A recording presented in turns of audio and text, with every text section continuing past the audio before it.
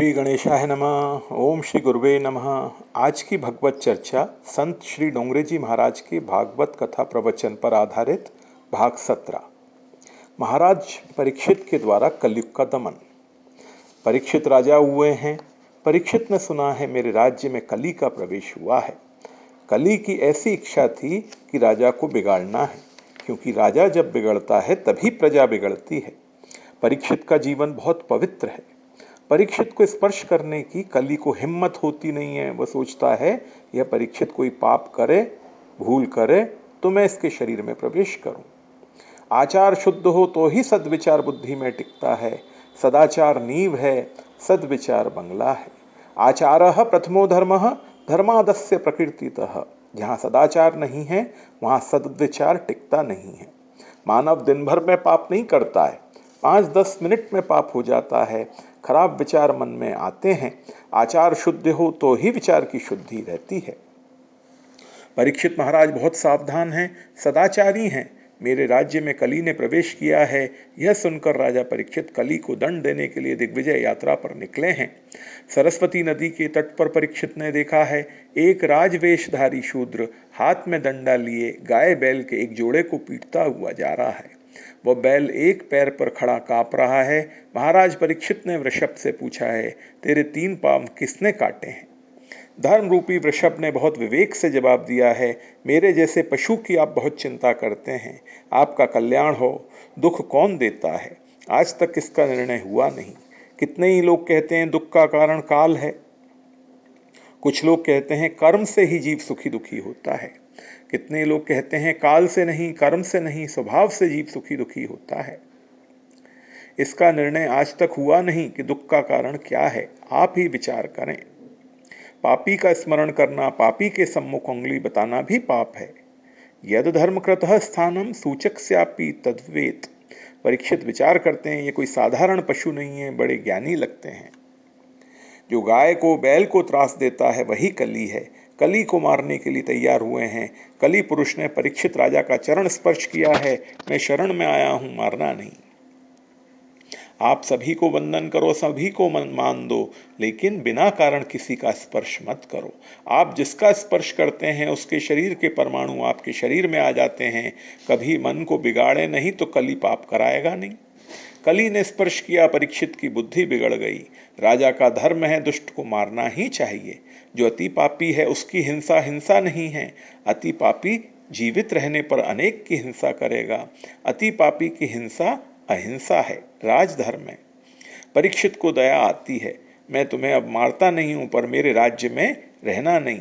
कली ने प्रार्थना की है, मुझे राज्य में रहने की थोड़ी जगह दे दें। परीक्षित ने कहा, जिस घर में जुए का पैसा आए उस घर में रहना। जिस घर में बुद्धिपूर्वक किसी भी जीव की हिंसा हो वहां जाकर रहना। जहाँ वेश्याएं रहती हों वहाँ कली का निवास है। जिस घर में मांस मदिरा का लोग सेवन करते हैं वहाँ कली आता है। द्यूतम पानम स्त्रयः सूना यत्रा धर्मस्य चतुर्विदः। 4 जगह उसको देते हैं तो भी उसको संतोष हुआ नहीं। कली ने कहा, कोई अच्छी जगह मुझे रहने को दो। परीक्षित ने कहा, आज से अनीति से कमाए हुए सुवर्ण में तेरा निवास होगा। जो धन पाप से घर में आता है उसमें कली ही है। धन से धर्म श्रेष्ठ है। जो धन पाप से घर में आया है वह धन घर के बालकों की भी बुद्धि बिगाड़ता है। परीक्षित को श्राप की प्राप्ति।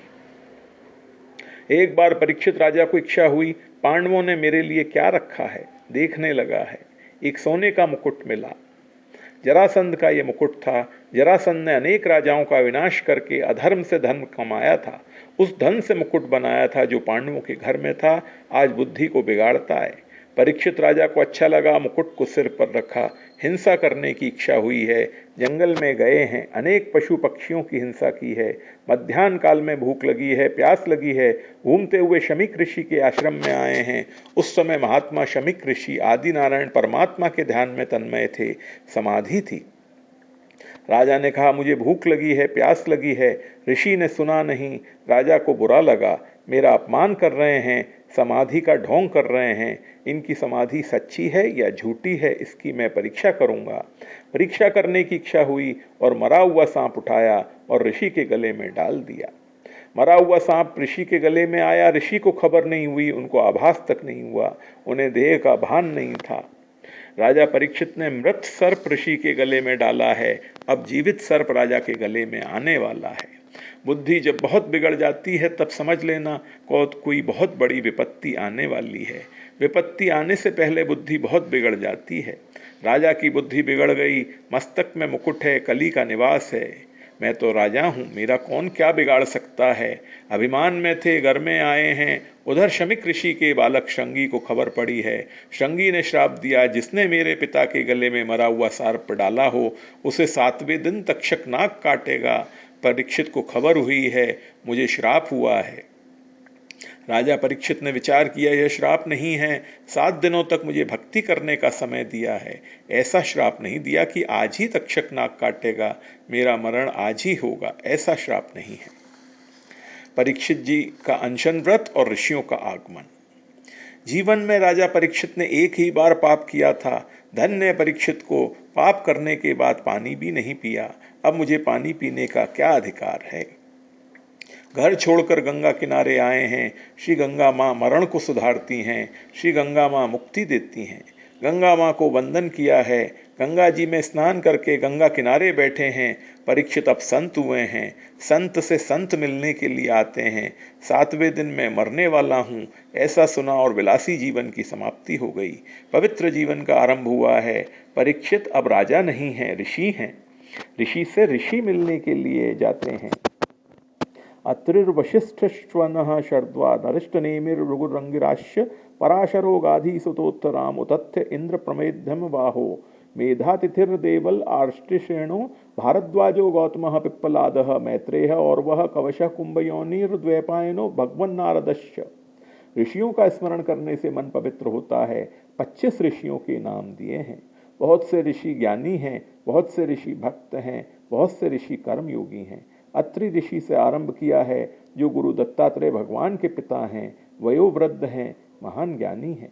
अत्रि ऋषि कृपा करके आए हैं। भगवान श्री राम को तत्व ज्ञान का उपदेश देने वाले श्री रामचंद्र जी के सद्गुरु वशिष्ठ जी आए हैं, अगस्त मुनि आए हैं, व्यास नारायण आए हैं। राजा ने सभी की पूजा की है। संत समाज में राजा ने किया हुआ पाप प्रकट किया है। पाप को कभी छिपाना नहीं, जो पाप को छिपाता है उसके मन में पाप घर करता है, जो पाप को छिपाता है वह फिर से पाप करता है। पाप छूट जाए ऐसी इच्छा हो तो पाप को प्रकट करो, पाप प्रकट करने से पाप छूटता है। पाप छिपाने से पाप मन में घर करता है। परीक्षित राजा ने आज ऋषियों की सभा में किया हुआ पाप प्रकट किया है। मैं पापी हूँ, अधम हूँ, मैं 7वें दिन में मरने वाला हूँ। आज मुझे भय लगता है, मैंने आज तक कभी मरने की तैयारी नहीं की है। इसके बाद श्री डोंगरे जी महाराज चर्चा करते हैं, कथा सुनने के बाद थोड़ी थोड़ी मरने की भी तैयारी करना चाहिए। मानव मरने की तैयारी नहीं करता है, इसीलिए अंत काल में बहुत घबराता है। मैंने मरने की तैयारी नहीं की है, मेरी भूल हुई है, मेरा मरण मंगलमय हो, मुझे नारायण का दर्शन हो, ऐसी कृपा करो। जन्म जन्म मुनि जतनु कराही, अंत राम कही आवत नाही। बड़े बड़े ऋषियों को भी भय लगता है। आज शरीर ठीक है, भगवान की कृपा है, भजन होता है, भक्ति होती है। अंत काल में शरीर बिगड़ जाएगा, उस समय भगवान का स्मरण कैसे होगा? 7 दिवस में मरण कैसे सुधरेगा? ऋषियों को भी भय लगता है। किसी भी ऋषि को बोलने की हिम्मत नहीं होती है कि 7 दिन में मैं मुक्ति दूंगा। राजा परीक्षित परमात्मा श्री कृष्ण की शरण में गए हैं, आपने मेरा जीवन सुधारा है। अश्वत्थामा के ब्रह्मास्त्र से आपने मेरा रक्षण किया है, आप ही मेरा मरण सुधारो। अब भय लगता है, घबराए हैं। परीक्षित प्रभु को मनाते हैं, यमदूत मुझे मारेंगे, मेरा मरण मंगलमय हो, ऐसी कृपा करो, मैं शरण में आया हूँ। इसके बाद श्री डोंगरे जी महाराज सद्गुरु महिमा पर थोड़ी चर्चा करते हैं। वर्यानेश ते प्रश्न कृतो लोकितम नृप आत्मवित् सम्मतः पुंसाम श्रोतव्यादिषु यह परः। परमात्मा श्री कृष्ण जगत गुरु हैं। कृष्णम वंदे जगत गुरुम। सद्गुरु तत्व और ईश्वर तत्व दोनों एक ही हैं। सद्गुरुदेव को शोधने की अर्थात खोजने की जरूरत नहीं है। सद्गुरुदेव का दर्शन करने के लिए, सद्गुरुदेव के उपदेश ग्रहण करने के लिए लायक बनने की जरूरत है। संसार में सद्गुरु दुर्लभ नहीं है, सद शिष्य दुर्लभ हैं। जिसको अतिशय भूख लगी है उसको भगवान थोड़ा भी कुछ खाने को देते हैं। जीवात्मा को जब श्री कृष्ण दर्शन की भूख लगती है तभी सद्गुरुदेव का दर्शन होता है। मन संसार में ऐसा फंस गया है कि संसार में अनेक बार जीव दुखी होता है तो भी संसार मीठा ही लगता है। संसार सुख से मन में घृणा नहीं होती है, भगवान का दर्शन करने की इच्छा ही नहीं होती है।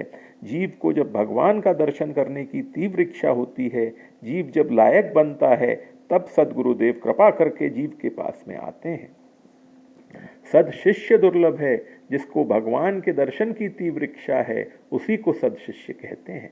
सद शिष्य के पास सद्गुरुदेव आते हैं।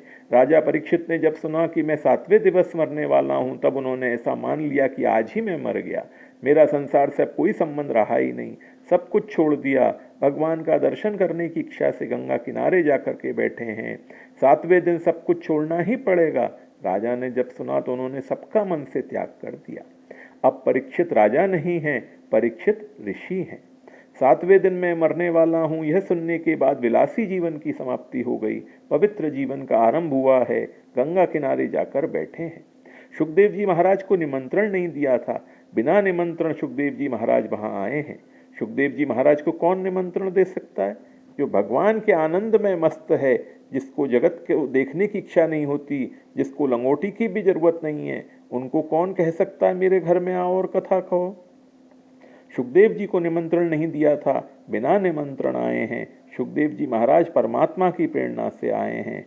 सद शिष्य के पास सदगुरुदेव आते हैं। हम लोग भी परीक्षित जैसा सद शिष्य बने, तब सदगुरुदेव का दर्शन हो सकता है। शास्त्रों में ऐसा वर्णन आता है कि जगत में जितने संत महात्मा हुए हैं सभी अमर हैं। संतों को काल नहीं मार सकता है। जो काल के भी काल परमात्मा के साथ प्रेम करते हैं, उनको काल नहीं मार सकता है। संत वायुमंडल में घूमते रहते हैं, आज भी सत्शिष्य को खोजते हैं। भगवान श्री शंकराचार्य स्वामी, भगवान श्री रामानुजाचार्य स्वामी, भगवान श्री महाप्रभु जी, सभी संत आज भी हैं। अधिकारी सत्शिष्य को शोधते हैं। सदगुरुदेव कृपा करके सत्शिष्य के पास आते हैं। सदगुरुदेव और भगवान एक ही हैं। इसके बाद श्री डोंगरे जी महाराज चर्चा करते हैं, संत धन देकर सुखी नहीं करते हैं, संत बिगड़े हुए मन को सुधार देते हैं, संत आसक्ति का विनाश करते हैं। गुरुदेव निरपेक्ष होते हैं, शिष्य को भी निष्काम होना चाहिए। माँ से अलग हुआ जो बालक है वह रोता है, उसको पैसा दो, उसको मिठाई दो, वो नहीं खाता है, रोता है। माँ को जब खबर पड़ती है, माँ दौड़ती हुई आती है, बालक के मस्तक पर हाथ रखती है, बालक समझ जाता है कि माँ आई है। माँ का हाथ बालक के मस्तक पर आते ही बालक निर्भय होता है। उसी प्रकार सदगुरुदेव का हाथ जब मस्तक पर आता है, सदगुरुदेव जब सत्शिष्य को अपनाते हैं, इसका अर्थ होता है अब तू मेरा है, तब जगत दिखता ही नहीं। सहज सुमिरन होत है रोम रोम से राम। सतत भगवान का ध्यान करने से जिनका मन नारायणकार हुआ है, ऐसे महापुरुष जिसके मस्तक पर हाथ रखते हैं, उसी समय उसको परमात्मा का दर्शन कराते हैं, फिर जगत दिखता ही नहीं। ओम तत्व और सत, तीन भगवान के नाम हैं। सर्वमय और सर्वकाल जो परमात्मा का दर्शन करता है वही सद्गुरु है, वही दूसरे को परमात्मा का दर्शन करा सकता है। आज की भगवत चर्चा यहीं तक। ओम श्री गुरुवे नमः।